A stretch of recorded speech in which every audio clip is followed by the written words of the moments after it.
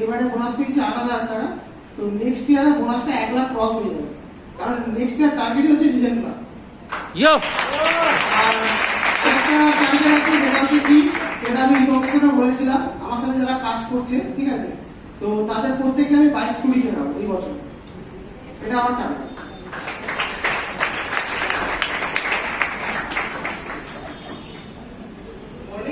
বিশেষ কিছু কথা বলার বাকি নেই, কারণ বাকিরা খুব সুন্দর পুরো কথাটা বলছো।